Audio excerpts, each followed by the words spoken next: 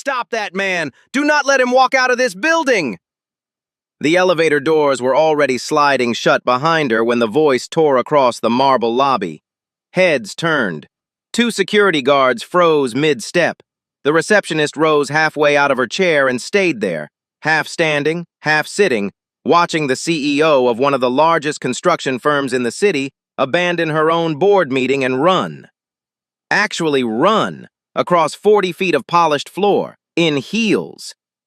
Outside the revolving doors, a tired-looking single father stopped walking.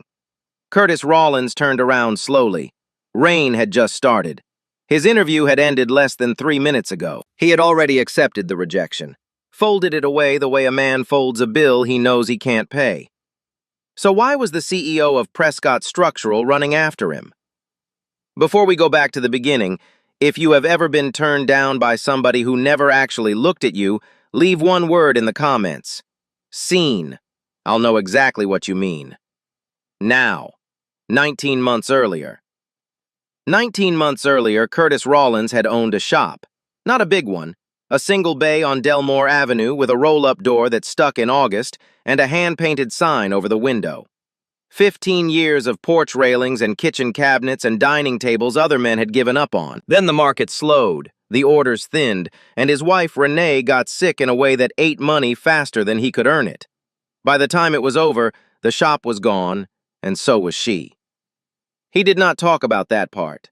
Not to interviewers. Not to anybody. 6:40 in the morning, 3rd floor, no elevator. Curtis stood at the counter in a shirt he had ironed the night before, because ironing at night meant one less thing to fail at in the morning. His son came out already dressed, which was its own small miracle. Micah Rawlins was 8. He had his mother's stubborn chin, a rescue inhaler in the side pocket of his backpack, and a ritual. He tore a strip off the notepad by the phone. He wrote something with his shoulder hunched over it so nobody could see. Then he folded it small, 4 folds, always 4, and pushed it into the pouch on his father's tape measure. They had been doing this since the week Renee died. Neither of them had ever explained why. No peeking till the elevator. Curtis zipped the pouch without checking.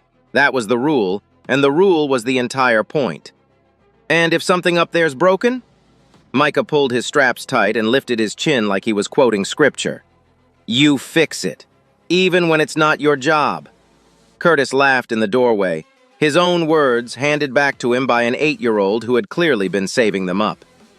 On the way out, Micah stopped at the hall closet.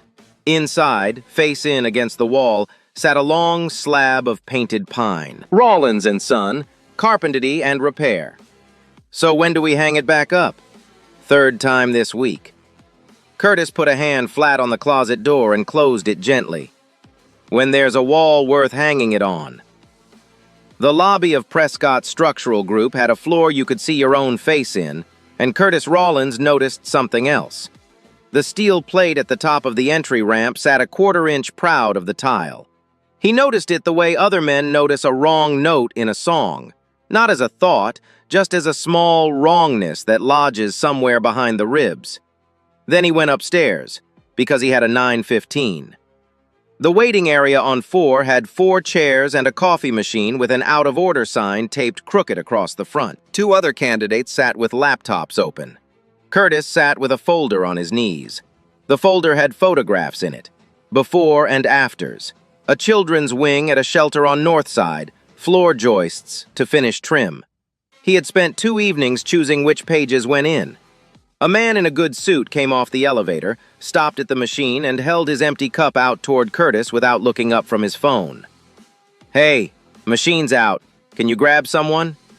Curtis looked at the cup, then at the folder in his own lap with his name printed on the tab in his own handwriting. I'm here for the 9:15. The man said, oh, just that, just once. He put his phone away and sat down 2 chairs over. Neither of them mentioned it again. Neither of them forgot it. Brett Kaminsky had a corner office and a tablet, and for 11 of the 12 minutes he never looked away from the tablet. Mr. Rawlins, have a seat. Curtis sat. He didn't correct it. The questions came in the order they were printed. Team size managed, direct reports, budget authority, enterprise software. Curtis answered every one straight, and every answer was the wrong shape for the box it went into. He said he'd run a shop with 3 men and 40 accounts. Payroll, bids, scheduling, and every callback for 15 years with his name on the sign. Brett typed for 4 seconds. Then he asked about the gap. 19 months of intermittent work. Warehouse, assembly, contract labor. Walk me through the discontinuity. Curtis had rehearsed it in the bathroom mirror. He gave it clean. The shop closed. His wife's treatment came first. He took whatever kept a roof up, and he never missed a shift, and he could produce a supervisor from every one of those jobs who would say so. Brett nodded at the tablet. I'm scoring you at 41 out of 100. The gap is what the rubric flags. That's not me, that's the instrument. He said it kindly, which was somehow worse. We're prioritizing recent corporate management for this one. Curtis nodded once. He did not argue, did not lean forward, did not open the folder in his lap. There is a stillness men learn after they have already lost something bigger than a job interview. It looks like calm. He stood and pushed his chair back in until it sat square against the table, because a room should not know he had been unhappy in it. I appreciate your time, Mr. Kaminsky.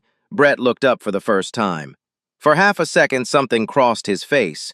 The look of a man who has just done something correctly and cheaply in the same motion. Then his tablet chimed, and it closed.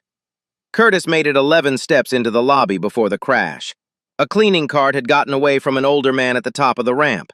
It went sideways, caught the lip of that proud steel plate, and dumped everything. Bucket, wet floor sign, and a full binder of maintenance logs that came apart in the air and went across the marble like a dropped hand of cards. Curtis was on one knee before he decided to be.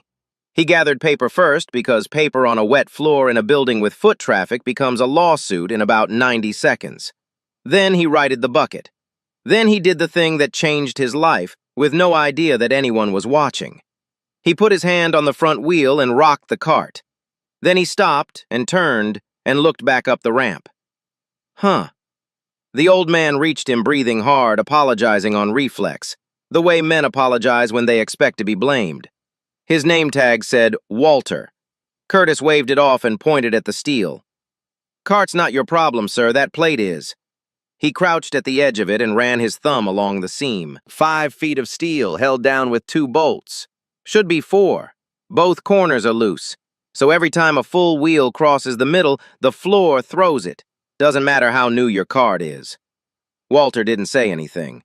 Then he got down there too, with the sound a 60-year-old man makes when he crouches, and stared at that seam like a diagnosis he had waited years for somebody to say out loud. 3rd time it's got away from me. Right there. Same spot. Curtis took a marker out of the same pocket his screwdriver had come from and drew a black X on the steel. 1 at each loose corner. Tell your facilities guy. 2 bolts right there and right there. 10 minutes. Costs about $4. A shadow arrived over both of them. A security guard. Second one that morning. Sir, I need to see your visitor pass. Curtis was still on the floor with a marker in his hand. He reached into his shirt pocket, unclipped the pass he had already shown a man in the same uniform 90 minutes earlier, and held it up without standing, without editorializing, and without any change in his voice. 9:15 with Mr. Kaminsky. It's done. The guard looked at it, nodded, walked away. Walter watched him go. Then his mouth pulled sideways. Didn't get it, did you?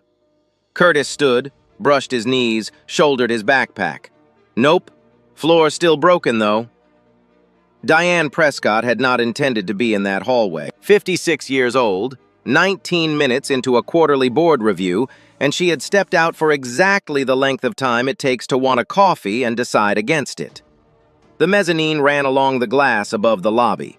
She stopped because standing was better than sitting, and she looked down. She saw the tail end of it, papers already stacked, a man on one knee at the top of the ramp with a marker in his hand.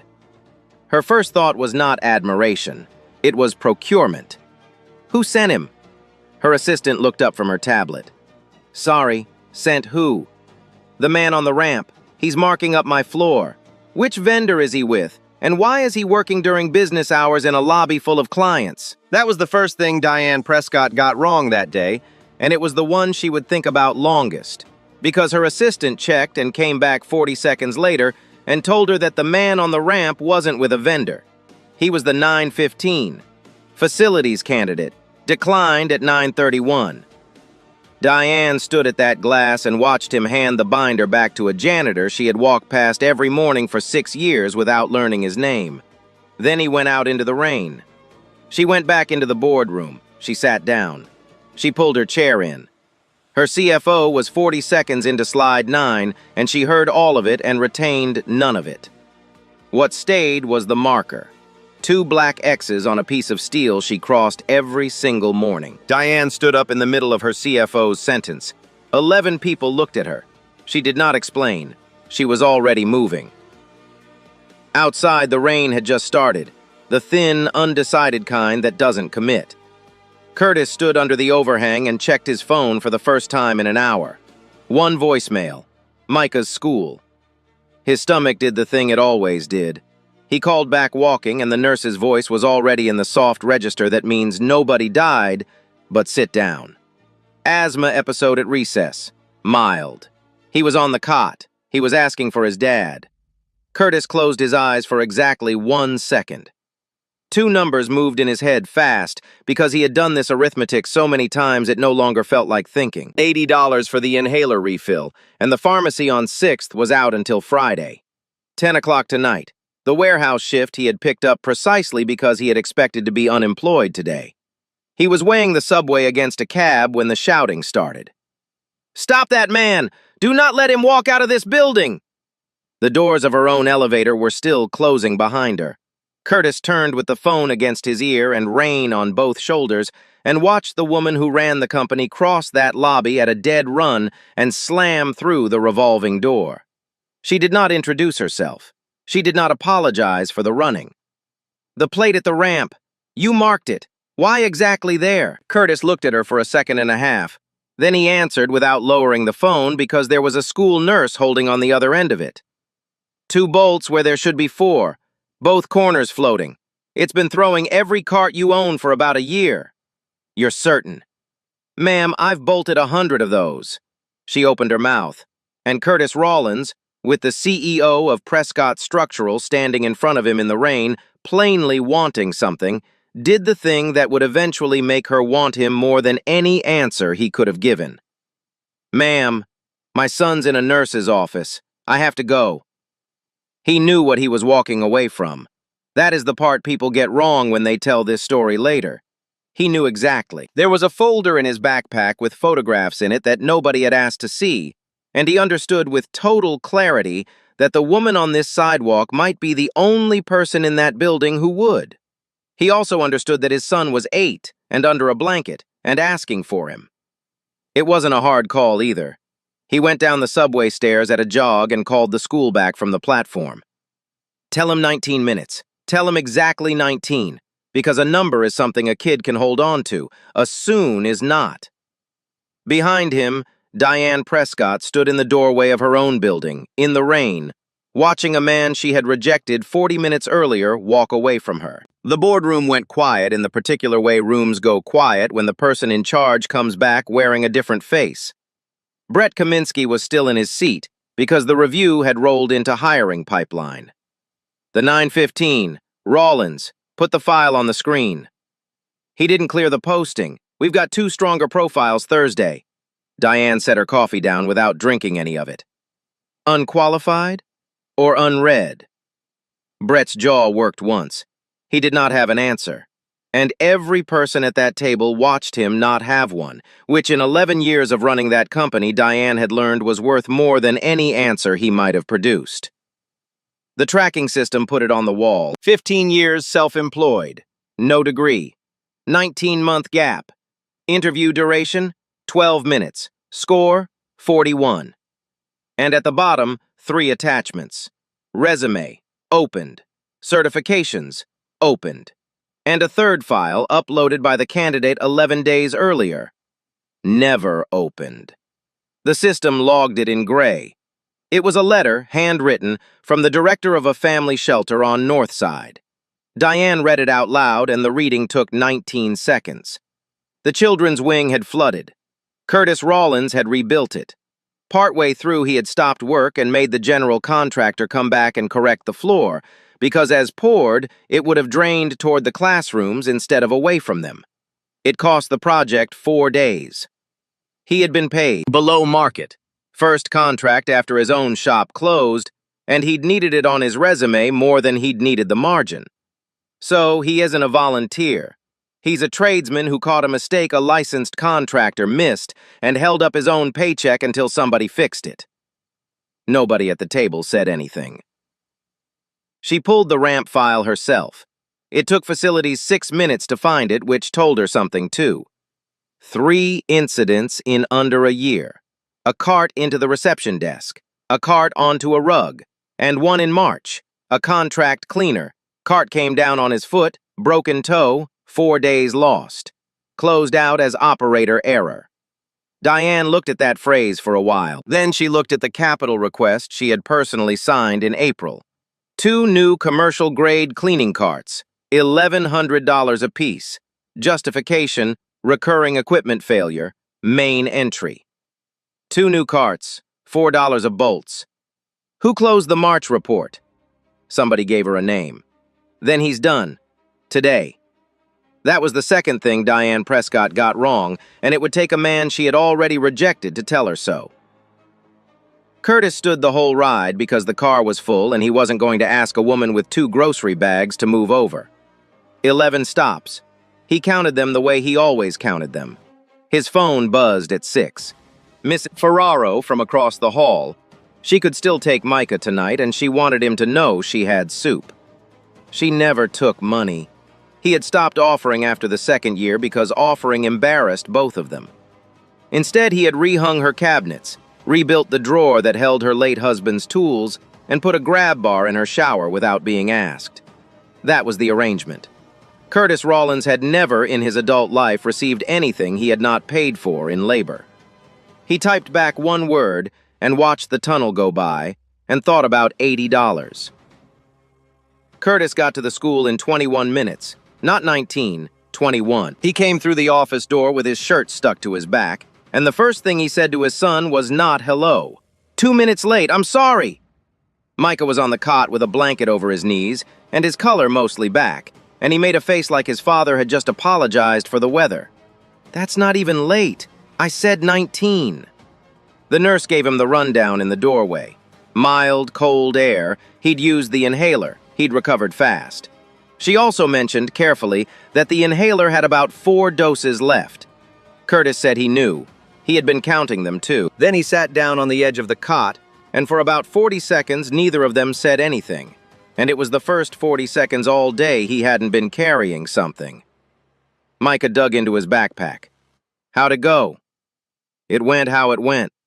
His son thought about that, decided it meant no, and did not push. 8 years old, and he already knew when to leave a thing alone. Curtis was never sure whether to be proud of that or heartbroken about it. Micah held out a piece of cardstock, folded 4 times. I wrote it at recess, before the wheezing started.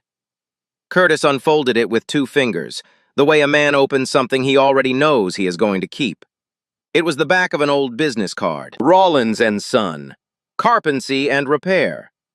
There had been a box of 500 in the closet since the shop closed, and Micah had apparently been raiding it. 6 words in pencil, in uneven letters. You don't lose till you quit. Spelled wrong. On purpose. Curtis was certain of it, so that it would look like him. He put his thumb over the words. Then he folded it back along the same 4 creases and put it in his shirt pocket. Okay. Okay what? Okay. The phone rang in his hand. Unknown number. Mr. Rollins, Diane Prescott. We spoke in the rain. Curtis stood off the cot and stepped into the hallway because his voice was about to change and he did not want his son to hear it change. Ma'am, how is your son? That stopped him. He looked back through the glass at Micah, who was folding the blanket into a square nobody had asked him to fold. He's all right. Thank you for asking.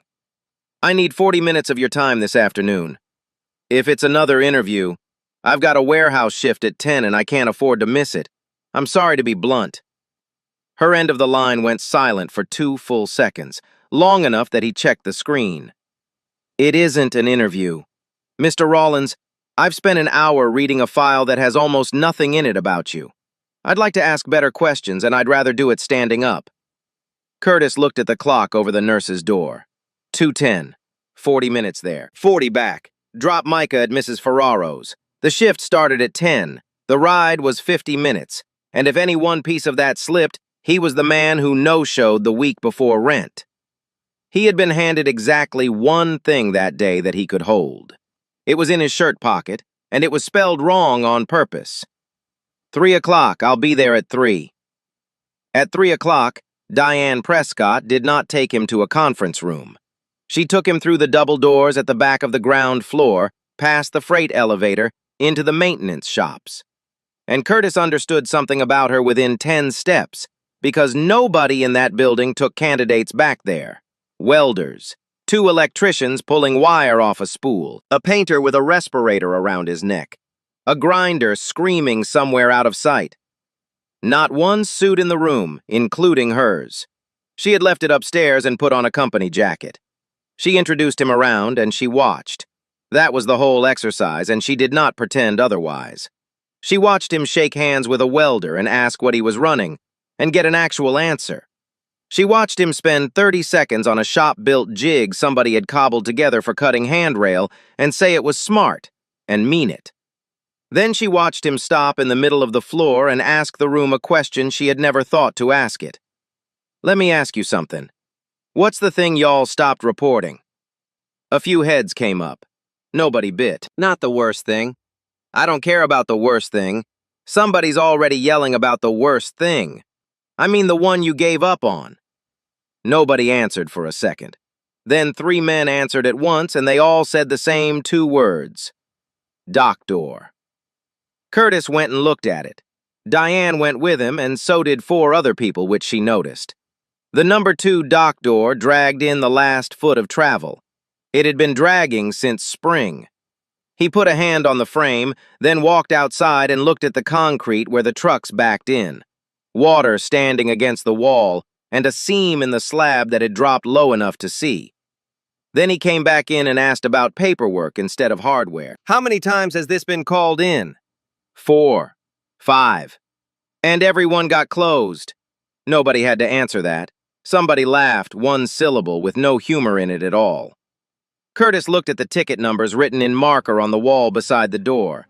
5 of them, in 5 different hands, which told the whole story without anybody narrating it. Who's the last man who walked this door with the guy who reported it? The shop went quiet enough to hear the grinder 2 bays over. Frank Larkin had come up on the edge of the group. 19 years on that floor, foreman of maintenance, arms crossed high on his chest. He looked at the door, then at the concrete outside, then at Curtis. Nobody, ever. Then the door's not what's broken. Diane Prescott did not say anything. She took her phone out of her jacket pocket, typed 4 or 5 words into it, and put it away. Nobody commented on that. Every man in the bay saw her do it. Then happened next was not planned, and Diane would say afterward that it was the 90 seconds that actually decided it. An apprentice named Kyle Dressler came around the end of the racking with a laser level in both hands and no case on it. He caught his boot on an extension cord.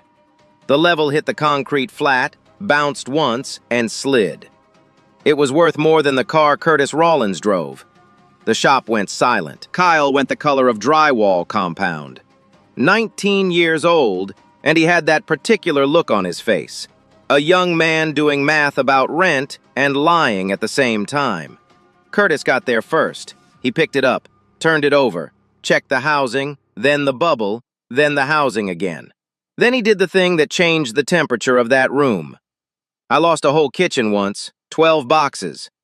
Kyle looked at him like he'd been handed a rope in the dark. Rushed a measure on a corner run. Took it one time, trusted myself, cut everything to it. Every box came out 3/4 short. He turned the level in his hands. Cost me $1,100 in material and a customer I'd had 6 years. You want to know the part I still think about? Nobody in the bay moved. I didn't tell my guy for 2 days, so he kept building off my number. He held the case out. Kyle reached for it, and Curtis didn't let go of it, and didn't let go of the kid's eyes either. Dropping it isn't the mistake, son. He let a moment sit there before he finished, because the second half was the half that mattered. Hiding it is, because the next man who trusts that reading is the one who gets hurt. Kyle took the level. He looked at it. Then he turned around and said it to the whole room, that he'd dropped it, that the cord was across the aisle, and that somebody needed to check it before it went out on a job. Frank Larkin walked over, took it off him, and said he'd run it against the wall marks in the morning. That was all. No write-up, no lecture. And Diane Prescott stood by the racking and watched the pressure come out of that shop like air out of a valve. Curtis was zipping his jacket at 4:40 when Frank Larkin came over. Larkin was 53, gray at the temples, and he did not offer his hand. You were right about the concrete. Figured. That's not a compliment, that's information. Curtis nodded because it was fair. Larkin looked back at the shop, then at the man in front of him, and said what he'd come over to say. 19 years I've been on this floor. I've watched her walk 4 people through here in that jacket. Every one of them came back Monday with a title. He let it land on its own. So if that's you, they'll hate you before you open your mouth. Not because you're wrong, because you got walked in. There were about 6 things Curtis could have said. 4 of them would have felt good. He finished the zipper on his jacket instead. Then I'll come in early and open it twice. Larkin's mouth moved about a millimeter. It wasn't a smile. It was the thing that comes 11 months before a smile. They sat down at 5:05 in a small office off the shop floor, with a window onto the bay and a coffee ring on the desk. Diane Prescott had spent 6 hours becoming certain of what she wanted. She was about to spend 4 minutes proving she had understood almost none of it. I'm going to be direct, because I know you have somewhere to be at 10. Curtis waited. 2 things. First, I want you on retainer. Facilities consultant, $600 a day, 2 days a week. You walk my buildings and you mark what's wrong. Cash starts Monday. No probation, no paperwork beyond a W-9. She said cash starts Monday the way you hand a coat to a man standing in the rain. Second, we run a workforce re-entry track. It's designed for candidates with employment interruptions. 12 months, supervised placement, and it comes out the other side with a facilities certificate this company actually recognizes. She leaned back, satisfied. I can put you in it Monday, too. Between the two, you'd clear more this year than the posting would have paid you. Curtis Rawlins looked at the desk for a long moment. Then he asked one question, and he asked it quietly. Ma'am, what did I do this afternoon? I'm sorry. In your shop, what did I do? She started to answer, and he did not let her finish, and it was the only time all day he interrupted anybody. Because I didn't fix your door. I never touched your door. I asked 60 men one question, and they gave me the answer in 4 seconds, and it's the same answer that's costing you your best people. And what you just offered me is $600 a day to walk around drawing X's on things. Diane Prescott did not move. You want to rent the marker, ma'am. You don't want the man holding it. He didn't raise his voice. That was the part she reported later in 3 separate leadership retreats. He got the folder out of his backpack, the one he had spent 2 evenings assembling, the one nobody had asked to see, and he put it on the desk unopened. The other thing, that 12-month track. It's a good program. We've placed 40 people through it. This morning, a man scored me 41 out of 100 and told me it wasn't him, it was the instrument. He put 2 fingers on the folder. Now you're telling me it's a program. That's the same sentence, ma'am. It's just wearing a nicer coat. 19 seconds of silence. She would remember the length of it. Mr. Rawlins, I'm trying to pay you. I know, that's what's wrong with it. He stood up.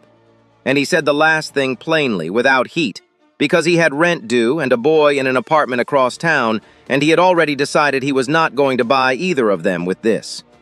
I've got 15 years of my name over a door. I'm not going to spend 12 months being supervised into a certificate that says I'm allowed to know what I already know. He picked up his backpack. Thank you for taking me through the shop. That was a real thing and I won't forget it. but I've got a shift at 10. And for the second time in one day, Curtis Rawlins walked out of Prescott Structural Group. He left the folder on the desk.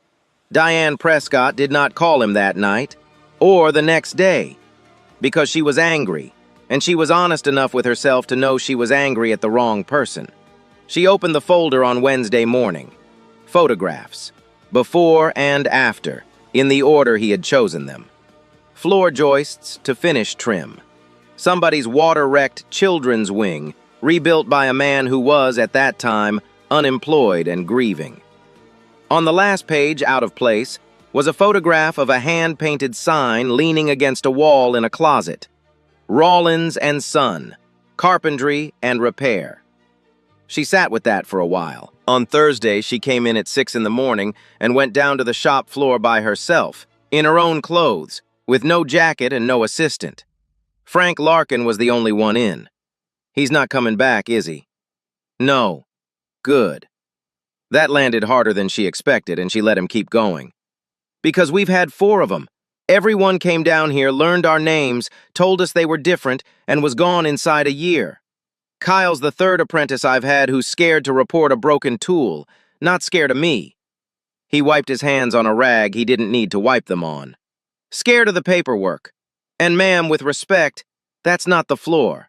That's upstairs. Diane Prescott stood in her own maintenance shop at 6 in the morning and got told the truth about her company by a man who had been 40 feet from her office for 19 years.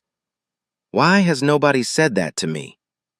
Larkin looked at her like the question answered itself. Same reason nobody reported the door a 5th time. She did 3 things that day. She did not fire the man who had closed the March report. She pulled every ticket he had closed in 2 years and found 311 of them, and found that closing them fast was the only thing anybody had ever measured him on. So she changed what was measured instead. That took 11 days and 2 arguments with her own board. Then she rewrote the posting. Not the questions, the whole thing. She struck the degree line and the rubric waiting herself in longhand with Brett Kaminsky sitting across from her. And on Friday afternoon, she called Curtis Rawlins. He met her at a diner on his own side of town because he was not going back into that building for free. She had 1 sheet of paper with her. I'll start with the part I got wrong. Curtis put his coffee down. I read you as a man who needed money. You do need money. That part I had right, and I used it. I offered you the smallest possible version of this because the smallest version was the one that didn't cost me anything. She turned the sheet around so it faced him properly. Director of Facilities, Operations, and Standards. 90 days interim. You report to me, not to Kaminsky, and not to anybody on that floor. Salary above the number you asked for. Medical effective day 1, not after 90 days. And your hours are yours, because I read that gap in your file and I know what it cost you. Curtis read it twice. Why the interim? Because I'm not going to insult you a second time by pretending I can hand a man a directorship off one afternoon. You'd know it was a gift. So would every man in that shop. And Larkin would be right about you inside a week. 90 days is a fair number. It's the same number my father got. She didn't explain that, and he didn't ask. Her father had been a foreman, 31 years on job sites, hands like tool leather, and he could not read a full drawing set without help. He read the building, and he was never once wrong about it. Diane Prescott had run the numbers on her own hiring rubric the previous Tuesday. It would have scored him around a 38. Curtis Rawlins sat very still for a long moment. Then he did the thing she would repeat in every retreat afterward. 2 conditions. Of course there are. He kept both hands flat on the table. Emergency wage advance for hourly staff. Cap it at 300, 1 per quarter. No explanation required and no manager sign-off. Why no sign-off? Because the whole reason a man needs it is the thing he doesn't want to say out loud in front of his supervisor. He did not elaborate. He did not mention the pharmacy on 6th, or the $80, or the 4 doses left in his son's inhaler. He didn't have to. She looked at him and understood she had just been told something anyway. And the second. Walter Cossack, contract cleaner, lobby, 6 years. permanent, with a title that lets somebody upstairs take his call. He reported that ramp 3 times. The last one got closed as operator error, and a man broke his toe. Diane wrote both down in longhand on the back of the sheet. Done. And the advance goes to the board with my name on it, not yours. You'll get further if the floor doesn't think you traded for it. Curtis nodded slowly. Then he asked the only question he had. Ma'am, why come back for me twice? She folded the sheet before she answered. Because Tuesday you were broke. You had a shift at 10, and I put money on the table. And you didn't take it. Curtis Rawlins worked the warehouse shift that Friday night. 10 to 6, cold storage, 411 cases. He worked it because the contract started Monday and the money wasn't real yet, and because a shift supervisor named Ray had put him on the schedule based on nothing but his word. Curtis Rawlins had never once made that man look stupid for doing it. He got home at 4:15 in the morning. Mrs. Ferraro's door had a container of soup in front of it, and Micah was asleep with the marker still closed in his fist. Curtis stood in the hall for a while. Then he opened the closet. The sign was still in there, face in against the wall. He turned it around so it faced out. That was all. He didn't take it out and he didn't hang it.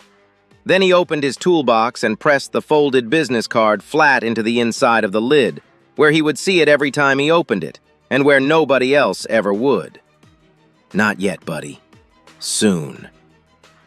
Frank Larkin tested him on day 3. There is a job in every commercial building nobody volunteers for, and in that one, it was the drain line under the loading dock. 18 inches of clearance, standing water, and something dead in it since roughly March. Larkin put it on the new director's board with no note attached. Curtis read it at 7 in the morning, got coveralls and a headlamp, and was under that dock for 2 hours and 40 minutes. He came up filthy with the blockage in a bucket. He set the bucket down in front of Larkin and said one sentence about it. Pipes crushed, not clogged. That's a contractor callback. I'll write it up. Larkin looked in the bucket for a long time. That was the entire conversation those two men ever had about it. It was also the last time Frank Larkin tested him. The interim tag came off on day 91. 6 months in, the number on Diane Prescott's spreadsheet had moved from 38% to 19%. He didn't add a policy. He learned all 62 names in 11 days, including night crew and contract. He put 4 bolts in the transition plate in week 3, $9.40, and he built the board. 4 feet by 8, bolted to the shop wall where everybody walked past it. 3 columns, and the 3rd column was the whole invention. What's broken? Who's on it?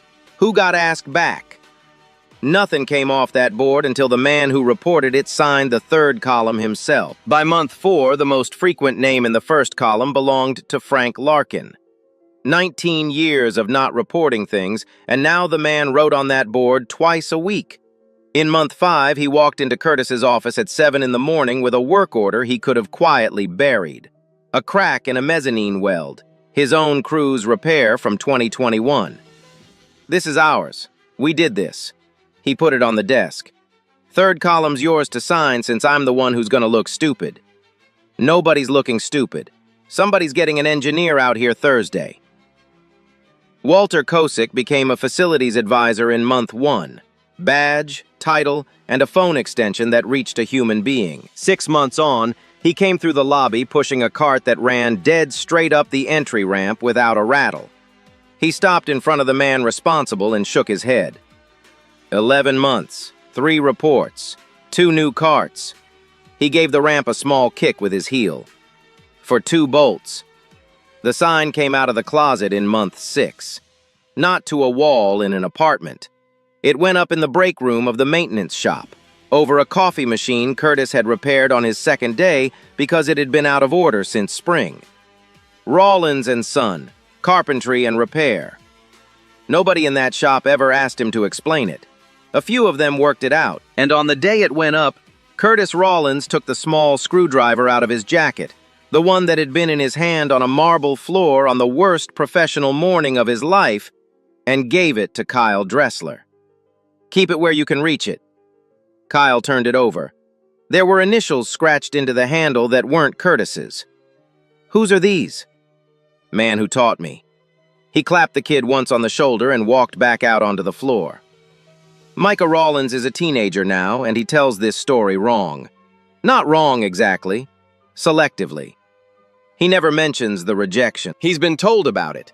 The 12 minutes, the 41 out of 100, the third attachment nobody opened, and he leaves all of it out. He doesn't mention the running either, or the rain. What he says, when somebody asks what his father does, is 11 words long.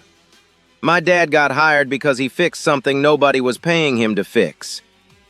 There is a folded business card in the lid of a toolbox in a maintenance shop on the east side of the city, spelled wrong on purpose, and the man who owns that toolbox has never taken it out to show anybody. He wasn't discovered. He was offered the small version first, and he said no to it while he was broke. That's the part his son leaves out. It's also the only part that ever mattered. If Curtis reminded you of somebody, a father, a foreman, a man you watched get passed over by people who never read past page 1, tell me about him in the comments. Those are the ones I read twice. And if you want another story like this one, you know where the button is. There's a man waiting in the next one who spent 9 years being called the wrong name.